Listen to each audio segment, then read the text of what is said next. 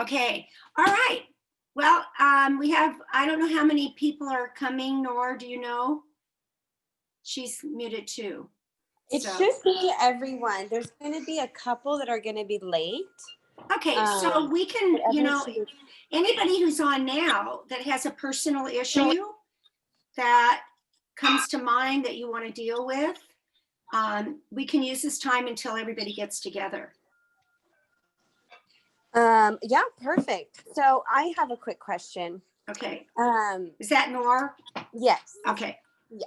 So for Nabil, what I've been doing this week is, and I hope it's okay, in the mornings, we go over his day. So he takes out his, so Miss Fancher gave him like a schedule for Monday, Tuesday, went like each day. Right. So in the morning we sit together and I tell him, you know, what's going on in the afternoon. He writes it down and then he, you know, then he decides where he can fit in his homework.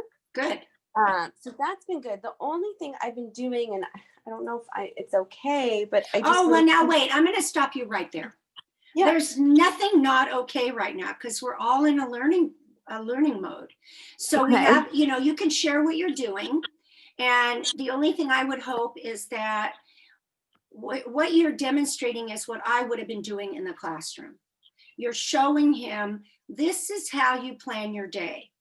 Now, where can you go to get that calendar? How can you do this independently so that eventually he can do that for himself? Because that's the ultimate goal, and he's not getting that kind of instruction. So that is where you're going to have to step in. You're not going over the line of what we didn't want was parents doing it for them. But as you're talking through it with him, it's no different than doing that night before. Know what's on your plan. I like to do it the night before because it gives me a motivation to wake up at 5 o'clock in the morning. Right. So I can fit everything in.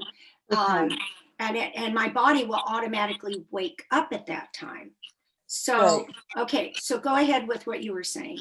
So then I guess that I think you basically answered it for me. So then what I'm doing is, you know, so he does that and then he writes what he needs to do on his agenda. Mm-hmm. And then he does it. And when he turns it in, he highlights it. But so what I've been doing is I'm holding him accountable. So I will ask him at the end of the day for him to show me his agenda. Mm-hmm. Because I want to make sure that he is in fact doing that. And I'm not sure if that's where I'm crossing the line, but well, I'm going to say, no, you're not. But what the goal is, and you want to make sure he understands this, that when you are doing what I would have done in the classroom.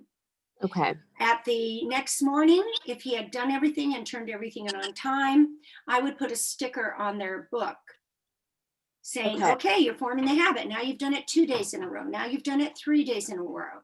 When they do it 21 days consecutively without forgetting is when you can stop checking his book.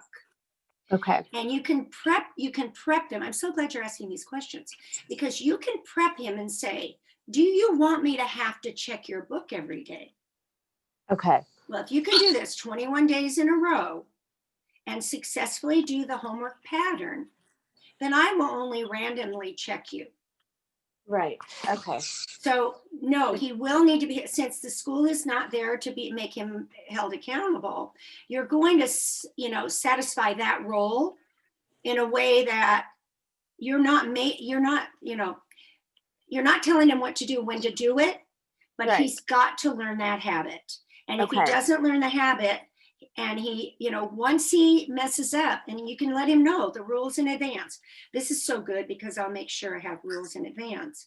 You guys, I'm loving this. You have no idea. I'm writing my curriculum. I'm writing my curriculum for a parent class because Charlene told me I need to teach it. So now I've been working on the curriculum like mad dash. That's what you guys are helping me do. So the rules in advance would be, the purpose of this homework habit is so that when you go to middle school and you're going from class to class to class in 45 minutes, you're changing classes, you've got this habit down pat, that it becomes natural. My youngest daughter is the most disorganized person in the world. She's creative, artistic. She makes jewelry. I mean, she's got her hand in so many different creative aspects. And she had to learn how to be accountable for this part of her life, or she would have been a mess. And the day planning that I instituted with her as young as 5 years old is now a part of her, just as it has become a part of me, which it was. It is not a natural thing for me. I can slip back into my old habit like that. And when I do, I feel stress. So we want to capitalize on what it feels like to have successfully completed a day. So at the end of the day, first of all, you want the rules that you have to do this for 21 days consecutively before I'll stop checking your book.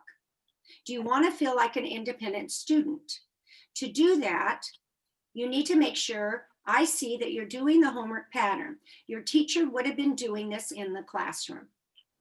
Okay. I don't want to do it every day, but you have to do it 21 days in a row. And eventually he's got to be doing the very first part of scheduling his day without your involvement. Okay. You need to tell him, you need to get that paper out in the morning.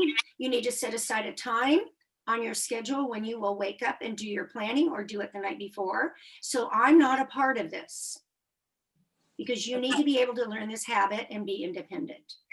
And as long as I'm a part of it, your days don't start then. So I'm going to ask you, we did this for you today together. Are you going to do it independently tomorrow? Because that will be the first day of your 21 days. Got it. Make sense? Yes, this is so helpful. And then at the end of the day, say, I know that you can do this. Right. But I will be checking you, because I know this could be a difficult habit to learn. That doesn't mean you can't learn it, but you have to give it focused attention. And that's a big thing. Focused attention. That means I'm actively thinking about, as I write it down, what I have to do. Okay. And planning it. And that's when I want you guys to do the visualization. I want them, after they do their daily schedule, whether it be the night before, which I honestly think is the best way to do it. Okay. And then just before they go to bed, and have them close their eyes and see themselves on a big movie screen, seeing themselves go through every step. Now, I used to do this in the classroom. I used to take the children on a visual excursion from step one, from the point they walk into the room and they look at the board and see what they have to do. Step two, they write in their agenda what they have to do. And I have this all written down. You have to write it. Step three, you look at the work as if you're going to do it now and see if you can do everything on that page successfully. If you can't, you think about questions you need to ask during instruction. Then you listen intently, because now you know the questions you're going to have to ask. And then I get into the brain research as to why that works. Then, now that you successfully know how to do it, you put it in your backpack. Can you see, in your pocket to do? Can you see yourself doing that? Now, you take everything, before you leave class, you make sure you look at the board one last time to make sure everything is done in your recording, that you have everything you need to be successful for the evening. Then I take them on a visual trip of what they're going to do at night. I want to see what you're doing right when you get to school. Can you see it? Raise your hand. Can you see yourself doing the next thing? Can you see yourself doing the next thing?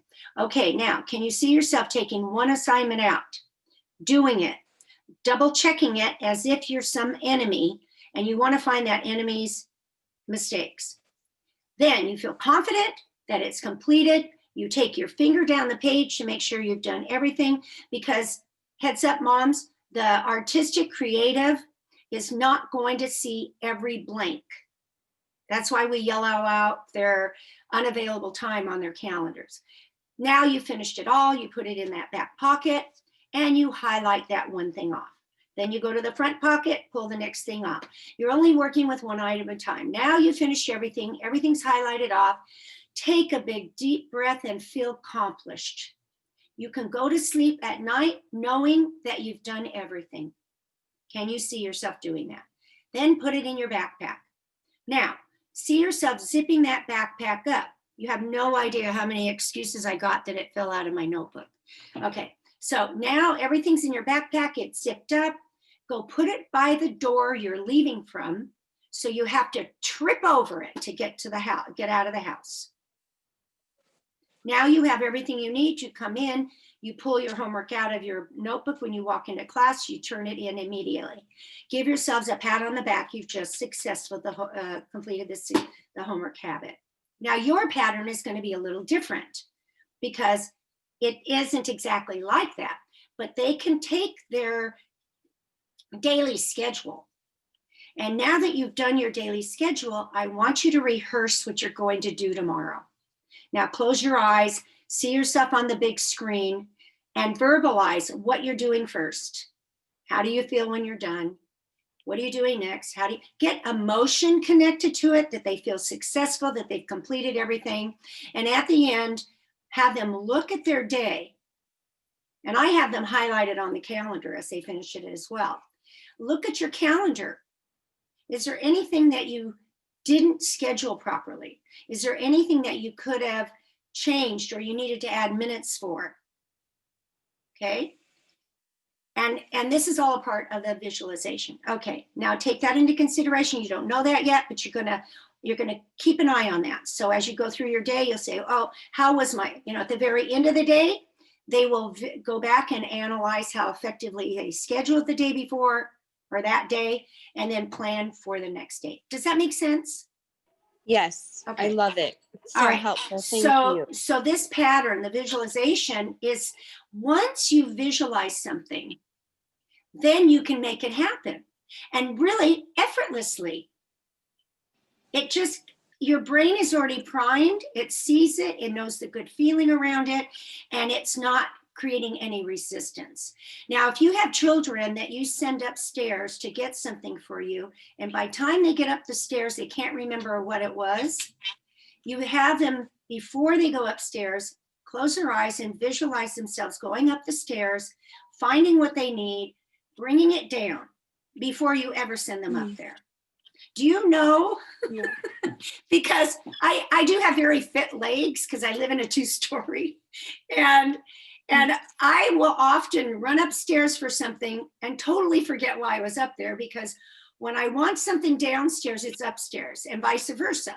So I've had to do this same visualization for myself so I remember, and it's not old age, it's just the way our brain works. So by framing it this way, we're setting them up for success, okay? So we have Mimi, Anna, and Charlene on. Is there anyone else that you know is coming on time? So I know Layla and Angela said they will be coming on. They're just going to be a little late. Okay, so I wanted to start the class. This is what I'm kind of excited if I can experiment with you guys. Will you give me that freedom? Yes. Okay, because this is what I think we should have in the classroom. And I've been watching the Mind Valley trainings, and in every one of them, they help the parents, they help their viewers settle their nervous system before they even begin to teach. And one thing I teach the children is about that little rice-sized structure in our brains called the amygdala that gets set off the minute we feel a little pressure. So it is a innate response back from the caveman days. So our brains can't tell the difference between feeling stressed because we're going to be eaten by a woolly mammoth, unless they weren't, I think they were carnivores, I don't know. Anyway, or that we are entering a class and we are afraid that we're not going to get anything out of it, or we don't know the subject, or we hate it, or whatever. So we have to get our body out of that stress response and ready with a positive attitude about what we're going to get, which you all have brought, but there's anxiety between the topics we're going to talk about today that you're coming with. So as a result, I want to do what they do in their class to settle our sensory systems, which we want to teach our children. And then have you guys, I have one little scenario I want to share with you, and then open it up for questions and individual sharing what happened, what you've tried, if it's worked, where you're getting stumbling blocks, so we can work through all these together. Okay, are we good? Okay, so whenever we feel a little bit of stress, we want to make sure that we can center ourselves a little bit. And there's several different ways of doing that. They're called tapping or energy balancers. And I love the fact that Donna Eden and David, her husband, have shared a lot of different scenarios and the different kinds of things that you can do to settle you. So we want to settle down our stress response. So the best way to do that is to think of a stressful situation. No, I don't want to do that right now. What I want to do is get us ready for learning, okay? So I would ideally like to see this happen with children before every class starts, before instruction is given. And I'm hoping somehow to figure out how to get schools to buy into it. But right here, we're gonna test it. So we're gonna do a thing called tapping to kind of get us ready for learning. First, we tap here, taking in a big deep breath. Then we tap here, take a big deep breath. Then we tap here above the breastbone. And then we tap on our sides. Now we've kind of come into, you notice the difference in your body? Do you feel the energy flowing kind of up to your brain so you can receive more information? So one of the big complaints I've been getting from parents, and I heard from, I think, one of you, is that when that child calls from the bedroom, really, I don't get this, I don't know what to do, Mom, I need your help. And maybe it isn't even said like that, but that's how we perceive it. And we automatically go to, I want you to think about it. I want you to close your eyes and think about a time where that child, and right now there's mothers of boys, right? And girls too.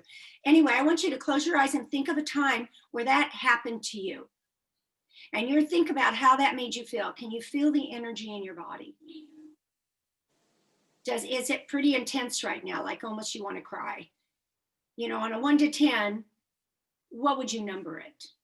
Because I remember that feeling. I can see my daughter sitting in front of me at the bar and feeling like, I want to get out of here.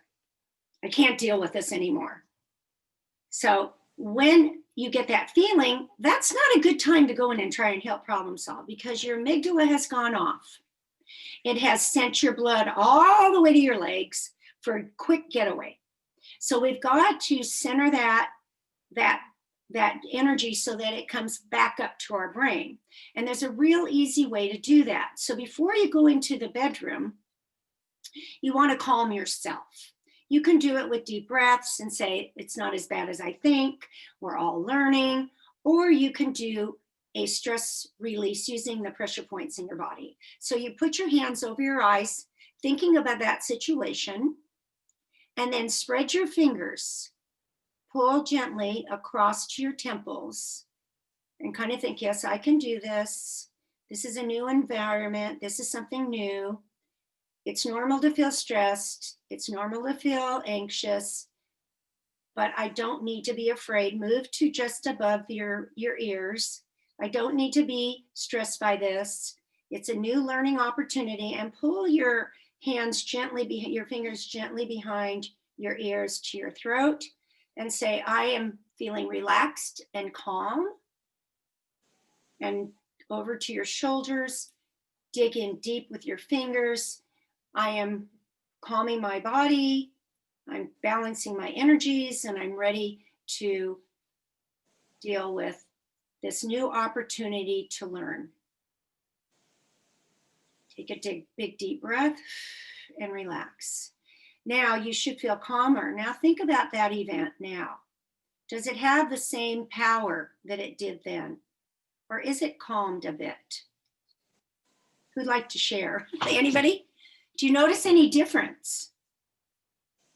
Did anybody feel a difference? No?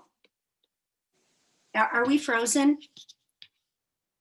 No, I did. I felt a difference. Okay, so before we go into that room, we have now sent the blood up to our prefrontal cortex where we do, our fingers are magnetic. They have energy in them. They draw blood up. We have that magnetic energy that attracts the iron in our blood up to this part of our brain, which is where we do all our logic. So if all our blood is in our feet, there's no blood up here to help us with the logic. So now when we go into the child, we are calmed and we're going to say, all right, you're not going to buy into the stress. Mm-hmm. Every single challenge they're facing at that time means they're either overtired or they're not seeing problem solving because they've gone to the stress response. So as a mother or a father, you can stop them and say, hey, I think you're a little overwhelmed. Notice how you feel in your stomach. Do you feel like knots in your stomach, or do you feel shaky or whatever? Okay, that's telling you that you've set off your amygdala. And what you want to do now is you want to calm it down. So let's take a break. Go get a drink of water. Take a few breaths, or you can have him do the tapping. Breathe in deep, because every time they do the tapping, they're stimulating blood up to this part of the brain. You can actually start up here. I've actually seen children go start here and pull here and pull here and pull here to bring the blood back up here so that they can settle themselves. They'll have to figure out, there's many different methods that I can show you that they can try. But then once they are settled, don't solve their problem. Those kids are more intuitive about computers than we are. So we don't need to get involved in that. They need an opportunity. The one thing we don't understand is that when we step in and do it for them right away, we're really saying to you that you don't have the ability to figure out this all by yourself. So we want to pull away and say, okay, now your job is to teach them how to calm themselves. So when they feel this later on in their lives, they have some strategies to calm themselves before they try to interact with anything. That it's a mountain out of a molehill, right? The molehill is really just a molehill, but it seems like a mountain because now I've set off the stress response. So they can't think logically. Once they've calmed themselves, tell them, you know what, this may take time for you to solve this problem, but I have confidence in you figuring it out. Think about all the ways you could solve this problem. And if you need another break, you take another break. And if you still have a problem with it, let your teacher know you have a problem with it. Okay, so I think that's something that you guys can try. And Miss O, I'm going to have Eli. Eli has a deck day poem to present today. So I'm going to have him tap before. Yes, absolutely. Anytime they have to do anything stressful with that, I used to have them visualize the success and actually settle their amygdalas before they even got started. Because the first thing they would do when they got up there would go, ugh! And I say, okay, you know this, you just need to take a deep breath. And it was when I had one student last year, she flatly refused to do her chit chat, flatly. And I said, that's not an option. So you're gonna have to deal with this stress, you know this. So we went in the library, she did it for me. I said, you know what, you just let this stress get to you. You can't think straight when you're under stress response. Her chit chats ended up being amazing, but she had to learn how to deal with that stress first. And so what I'd like to see in classrooms, which is I'm gonna really pitch for, is just to add this little tapping before you do anything, before you take a test, before you learn something new. If you find yourself in a stressful situation, the biggest thing that happens to children in a classroom is they get that fight or flight. They suddenly feel like they have to go to the bathroom.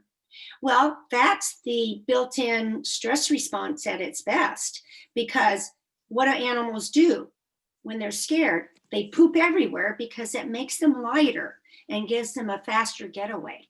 So that's their urgency. And I would say, okay, when you get that feeling that you've got to go to the bathroom, take a deep breath and ask yourself, do I really have to go, or am I lost? And if you're lost, then ask a question. And there's no such thing as a stupid question, even if the teacher responds that way. So, and some teachers get frustrated because they think they're clear and they're not.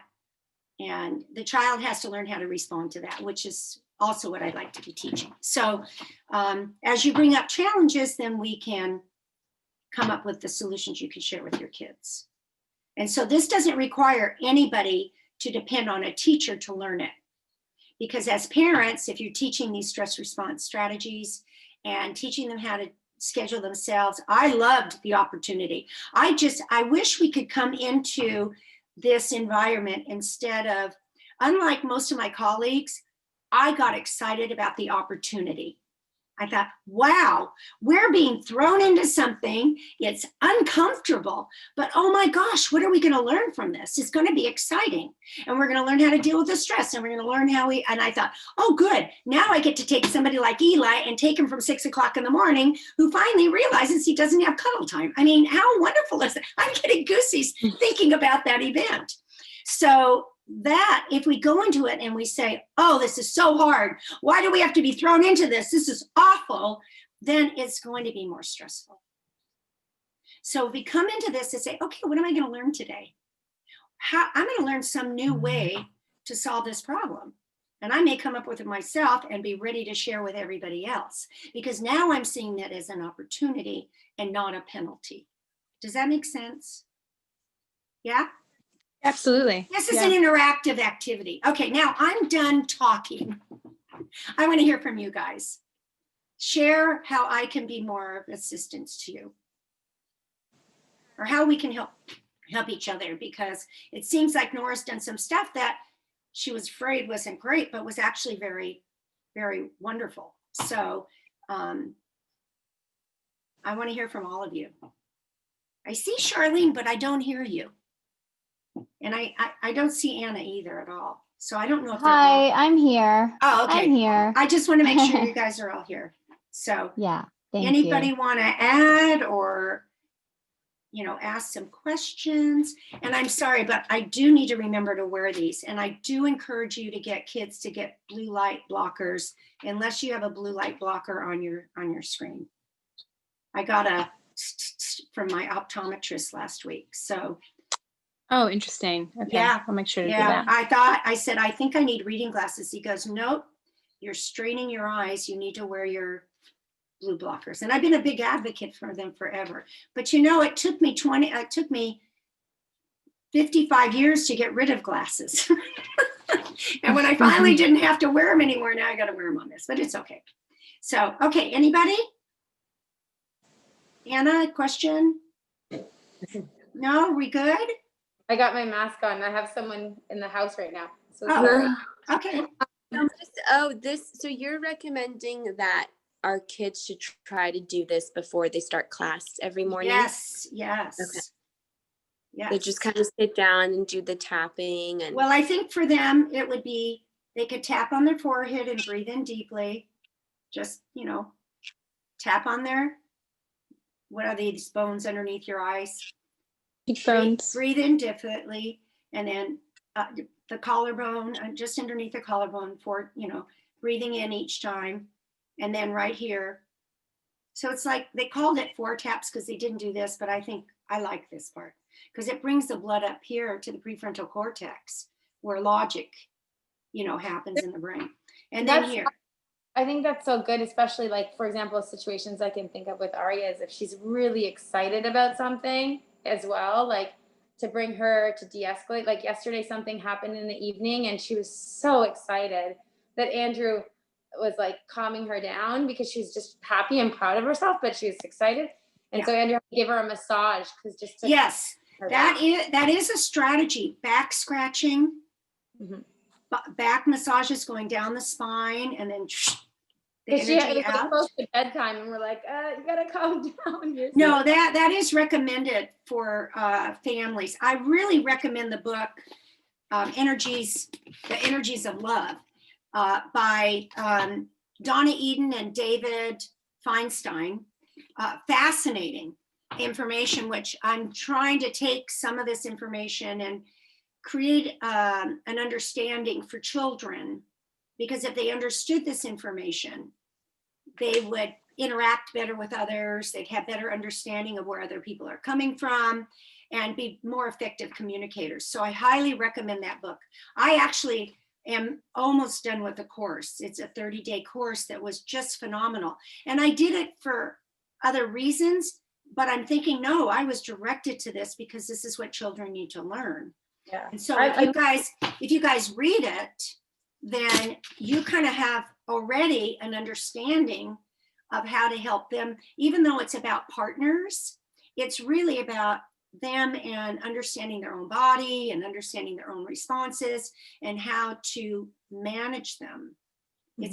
I think it's a powerful book. I'm actually going to contact them and see if I can't work with them on something for children. I think that would be so awesome. I can Yeah. see my kids loving it. I know Austin, for example, this year he read a book about soccer, and it was called The Fearless Footballer, but it's about soccer mentality, sports mentality.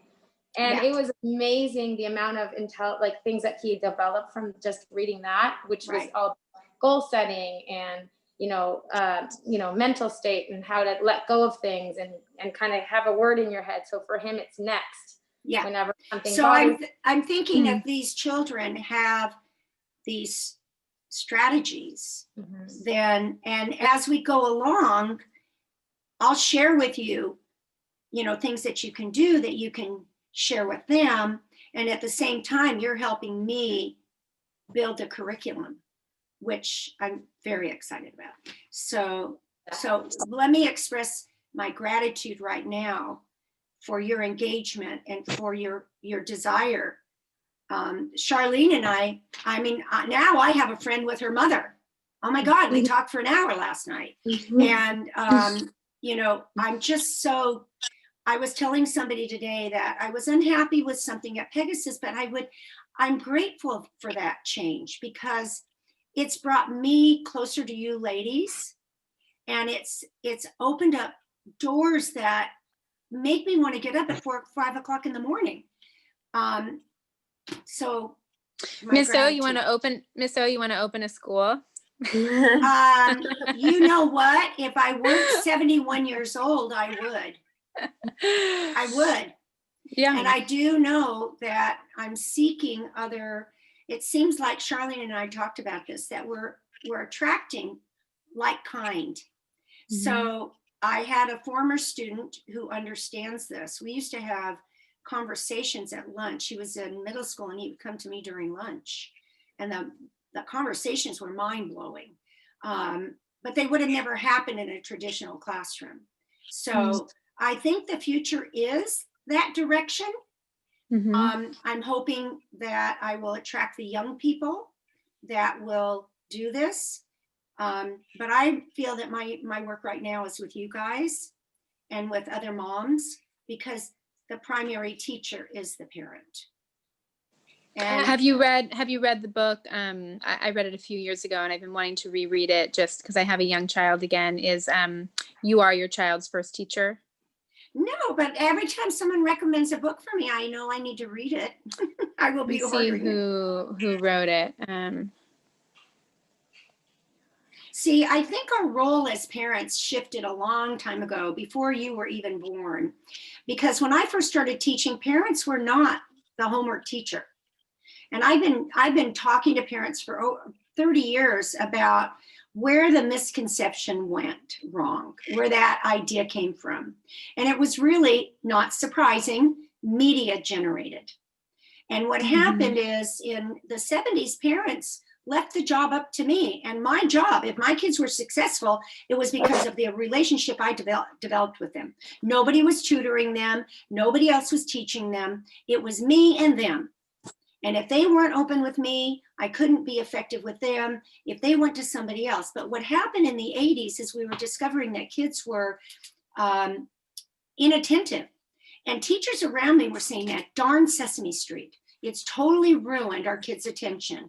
And I honestly did not believe it until I became a mother.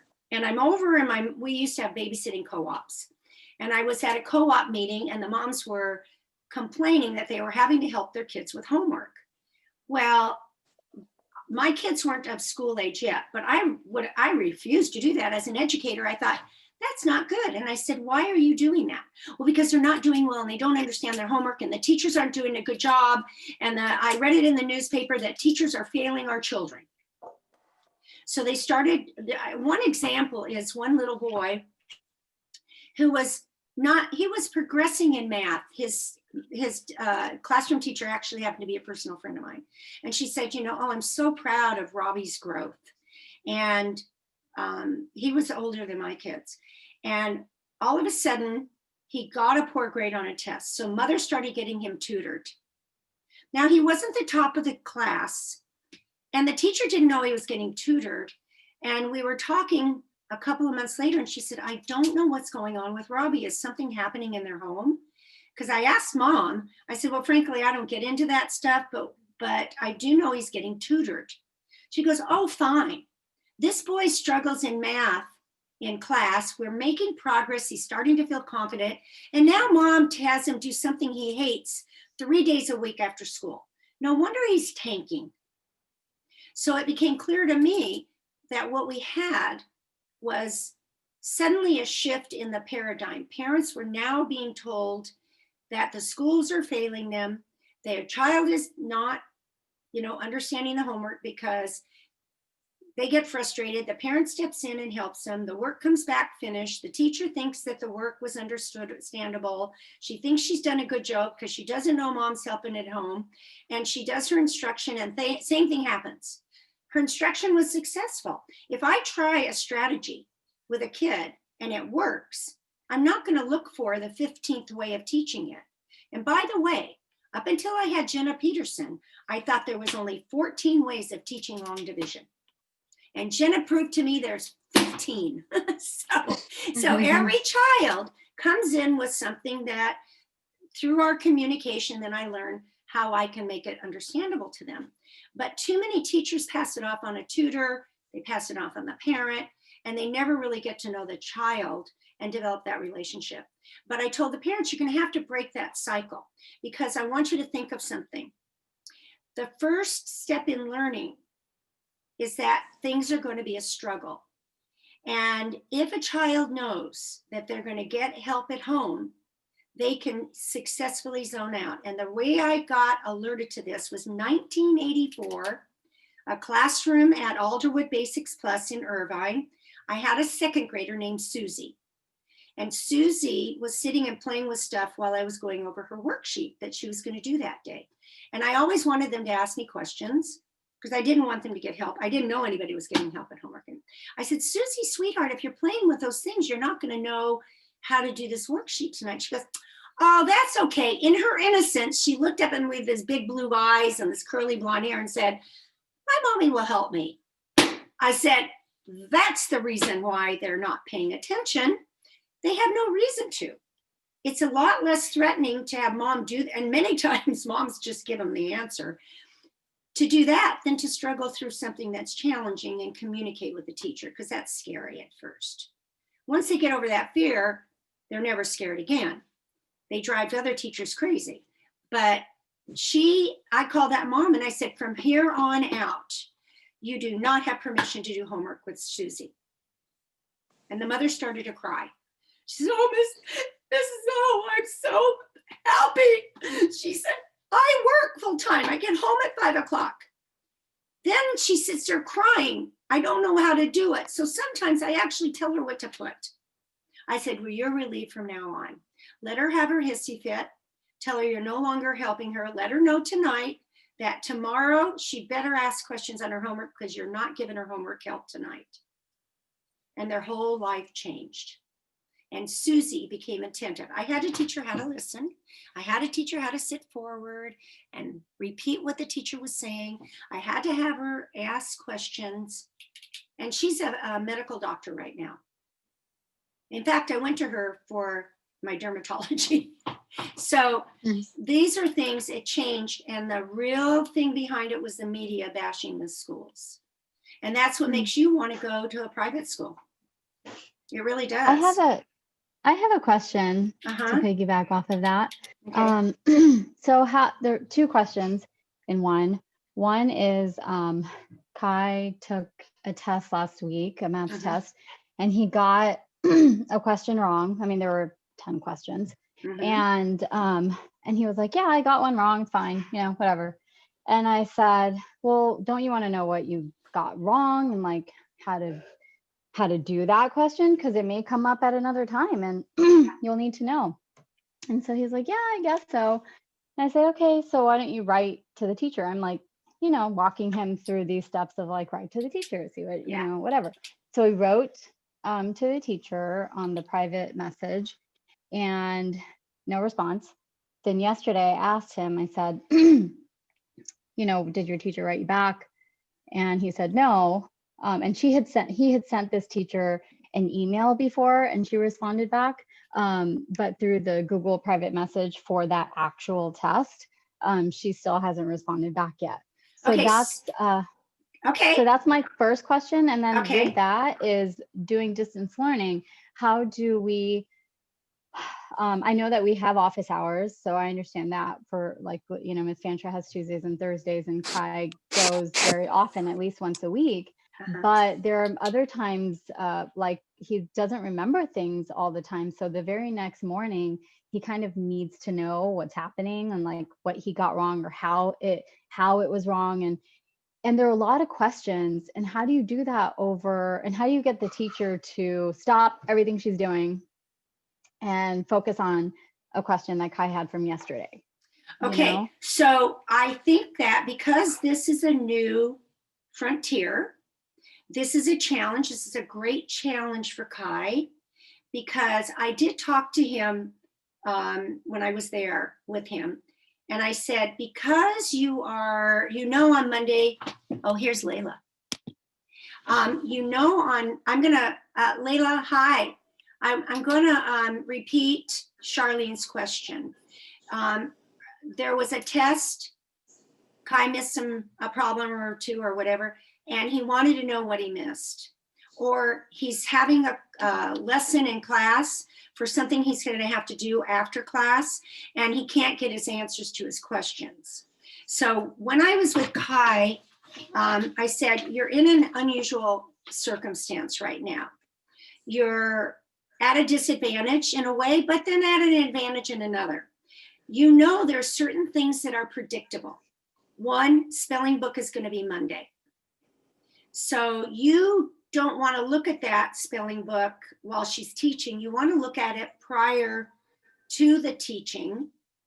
So on Sunday, take a look at that new unit.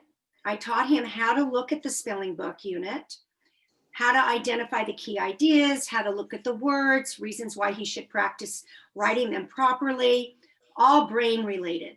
And then I said, this is the time on Sunday to take a sticky note and put your questions about any of those problems you think you don't understand, that you're going to want to have answered in class. That's prepping the reticular activation system in his brain to find the information as she talks about it, so he knows what to focus on. Then, if he wants to really be proactive for himself, he can send her an email on Sunday afternoon or whatever, the earlier the better, with questions that he will have and that he hopes she answers during instruction. Empowerment. And if she does not reply, he badgers her with emails until we're on the she hasn't replied after 2 times of asking. Do it again. Do it again. Yeah. And he needs to, it's not about, I think it's always helpful there are some teachers who read tone into emails. So that's difficult. So you could have him ask her to call him over the phone. I had a student do that with her last year. Could you call me, because I think it's easier for me to understand when we talk over the phone. And preface it by, I always want children to be in the shoes of somebody else. So take it from this perspective. She's stressed. The demands on her by administration are excruciating. The tension that she's already bringing into this online event is overwhelming. She could benefit from the stress response things, I mean, like tapping or whatever. But let's put ourselves in her shoes. So now we're going to add something else to her that we need.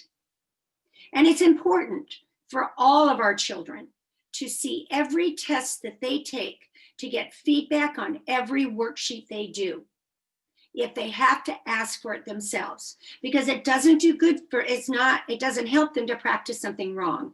And when he did his spelling book, I saw some misspellings that needed to be alerted to him so that he could not repeat them, and then he would need to practice those words to do it correctly.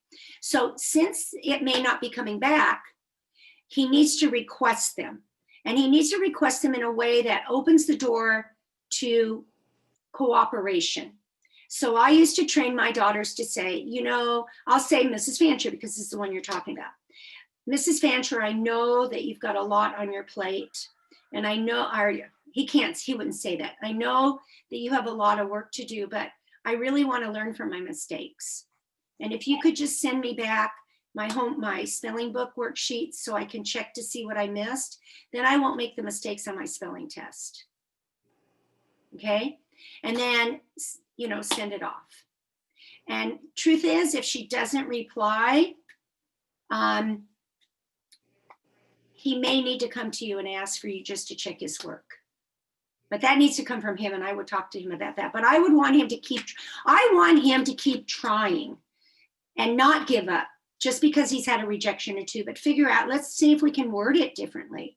Let's see if we can frame it in a way that doesn't sound like you're attacking. I used to tell my children, don't go up to your teacher and say, this isn't wrong, you marked it wrong. Say, tell your teacher that, you know, I think that this problem, I think it's right. I double checked it and I think I got it right. Can you tell me why I got it wrong? Because I'm not, this is why I think I got it right. So instead of saying you marked it wrong, say, I just want to know why I got it wrong. And then the teacher can look at it and go, oh my gosh, I marked it wrong. And by the way, kids need to know this, that every textbook has mistakes in the teacher's guide.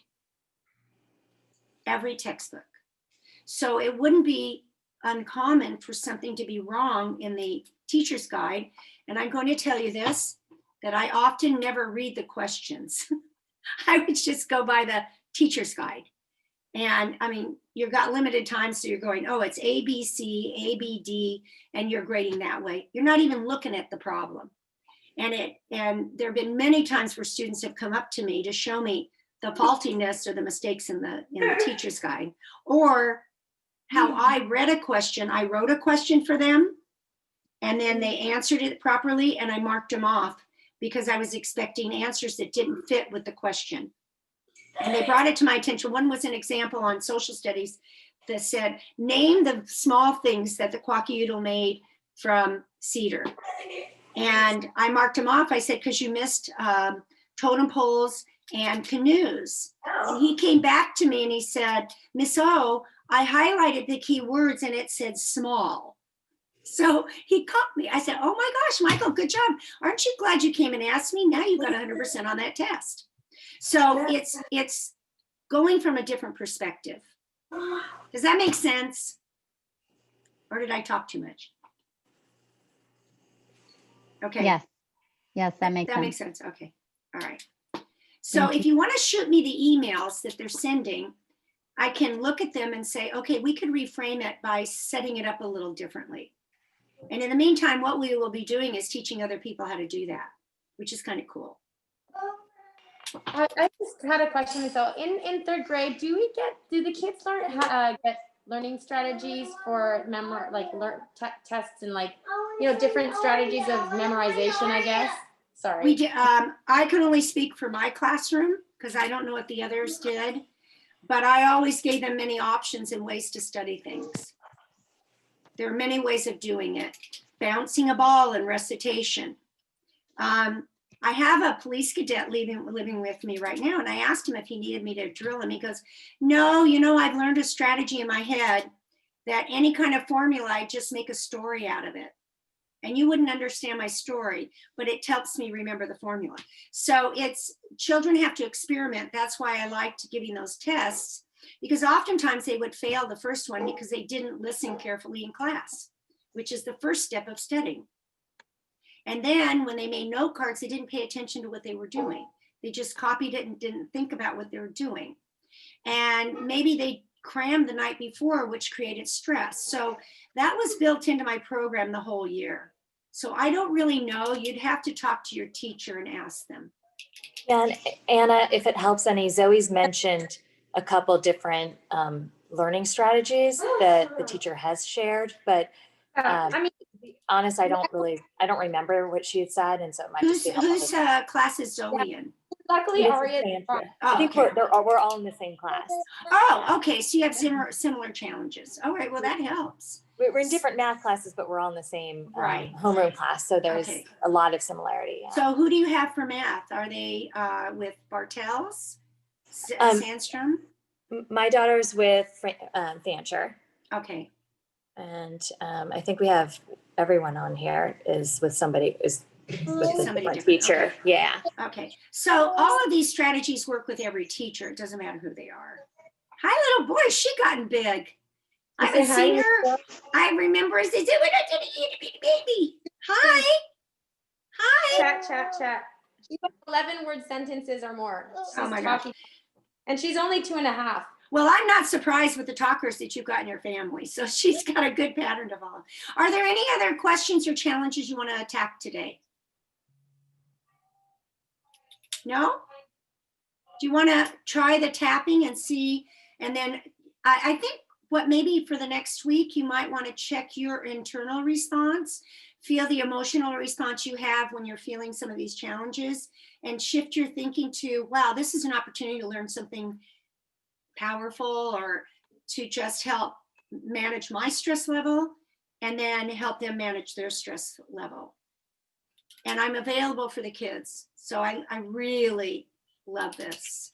Yeah, and Miss L, could we, the tapping and everything, can you also do a session with our kids on that, like how to I would love to. incorporate that? If they want to have a separate Zoom on the weekend or something where we talk about how they're feeling, I would love to. I'd love to talk to them about their brain and how they I can would work I with would their love brain. that. Absolutely love that. Okay. Yeah. All right. Yeah. I So think Same we here.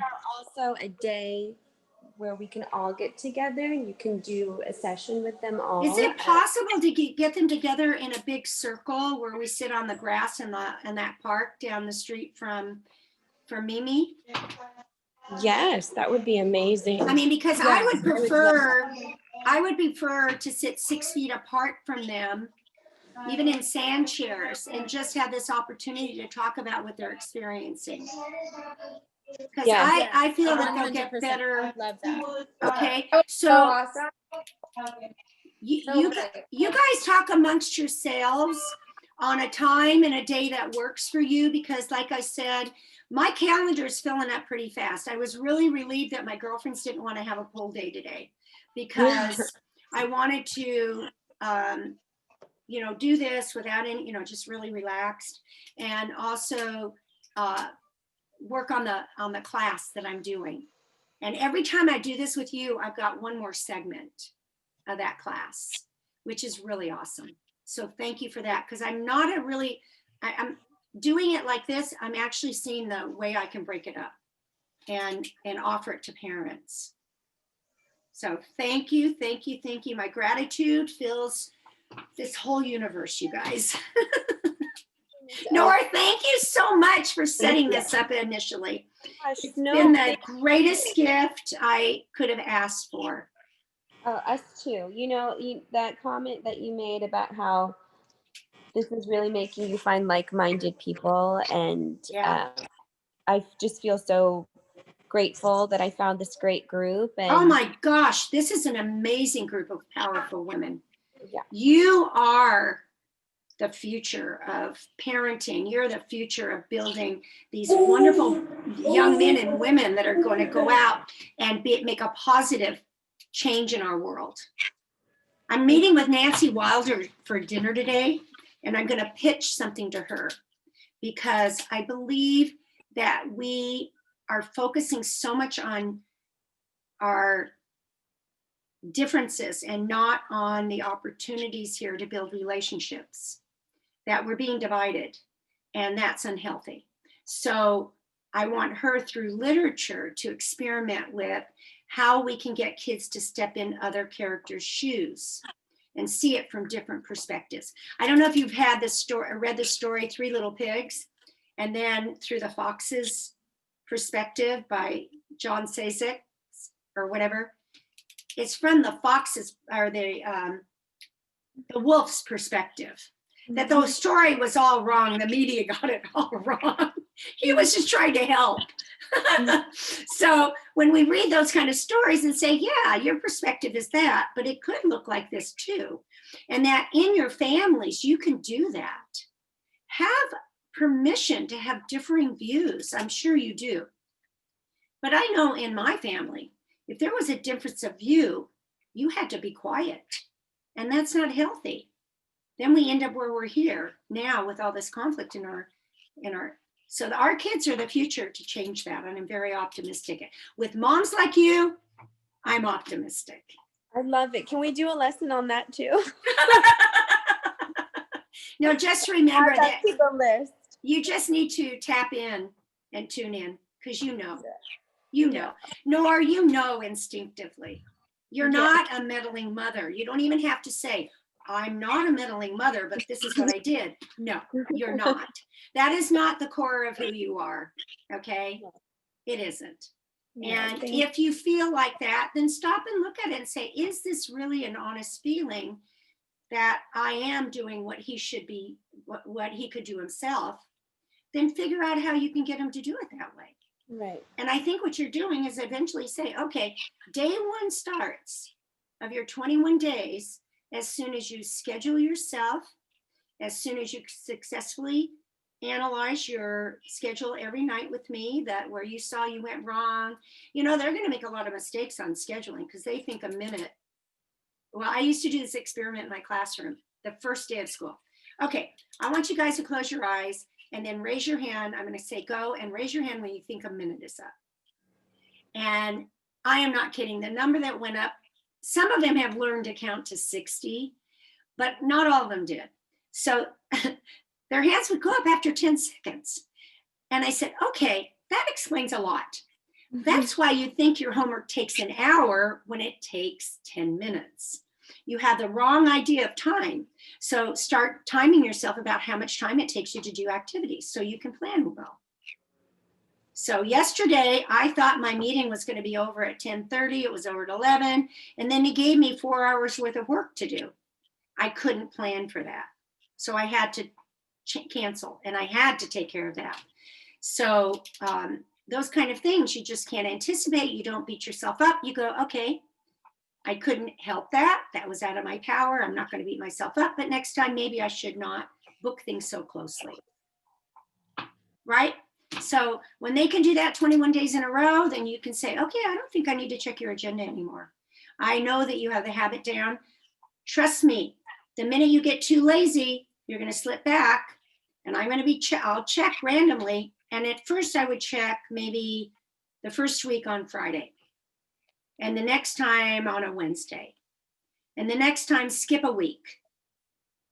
And then check on a Monday after Monday. And just do it until you feel confident that they have it. That's what I did. I would check every morning. Every morning. I did that. I believe it takes 21 days to establish a habit.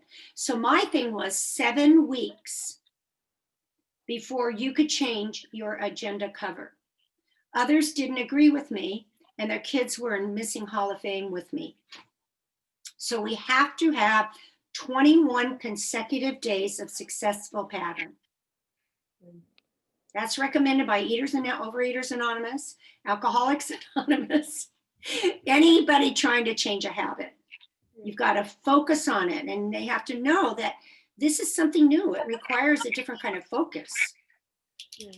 Okay? Okay. Thank Are we giving you enough to think about?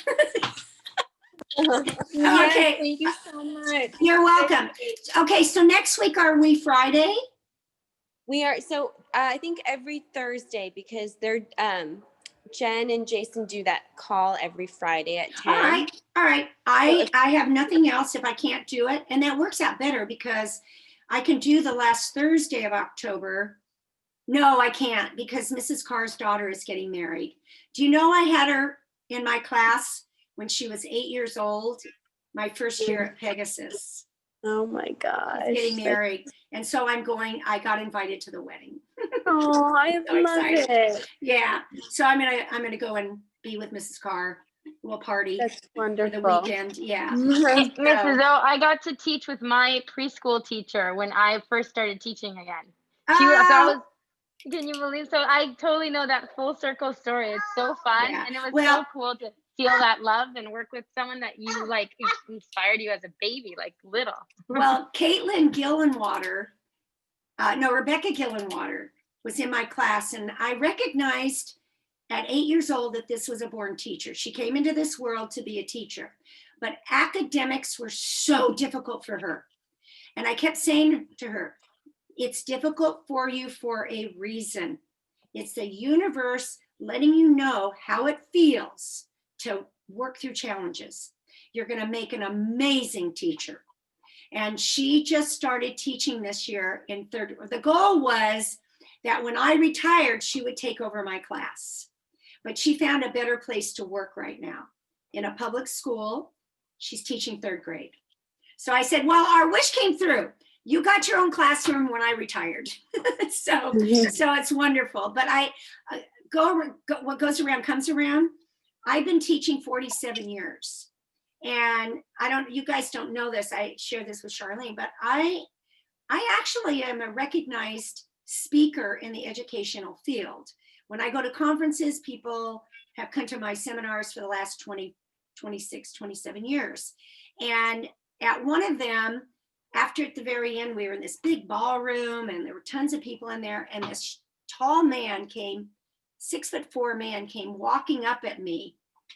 And I thought, oh dear goodness, that man, I have a feeling he was a former student.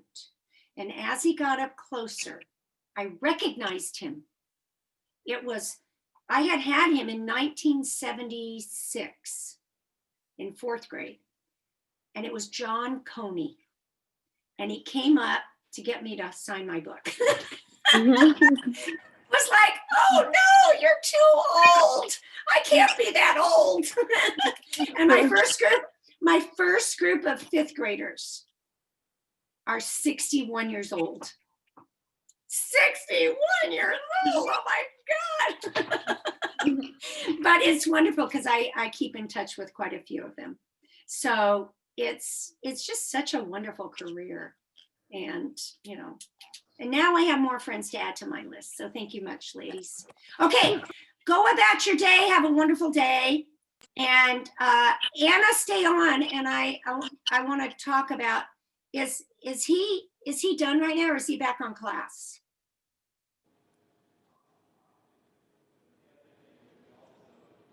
I can't hear you. Sorry, I was still muted. Yeah. Is he still in class? Sorry, yes, he's in class. Okay. He has lunch around 12:15, and then he's done, I think, it depends of whether it's asynchronous or not, but between 2:30 and 3, like normal. Okay, so what's better for your schedule? For me to come to you? Well, actually, that would be kind of tight. We can do it on Zoom. It probably would be good because I could videotape him. Yeah, sure. Okay, all right. I know he was happy. I mean, you saw him. He was like, sure, yeah, right now. Well, absolutely. I know his enthusiasm. I can feel it. So, all right, ladies, thank you. Thank you, Miss. Oh, so wait, did you say we can do next Thursday at 10 or? Yeah, next Thursday. What's the date? I think it's the 15th. Yes, I can do the 15th. Okay, perfect. And then we'll use this same log on. It's the same for whenever I meet with you guys. Okay. Okay, perfect. And then I'll coordinate with all the mamas to figure out a session with the kids. Yes, and they Go give for me it. a couple of days and times because like I Okay. said, I'm retired. Yeah, It's so I lovely. love it. Enjoy it. I don't know where the days go, you guys. It's like it's 11 o'clock at night and I'm saying, what the Hi, heck? Miss O. Hi, Eli. How's it going, buddy? Good. I have a class in 5 minutes. I just got off math. Oh, good. Who's your math teacher this year? Miss Brennan and Miss Barlow, who's also my homeroom teacher. Oh, you got the best of the best, dudes. Yes, I do. Oh my gosh. I think Mrs. Brennan is a lot like Miss O, isn't she? Yeah, she Yeah. is. Yeah. And Mrs. In that Barlow way. is such a sweetheart. I mean, they're both wonderful people. They are. You hit the jackpot, dude. With everyone. First, second, third, and now fourth. Oh, see, you attract it, Eli. You attract that positive energy. You are just a source of glowing joy.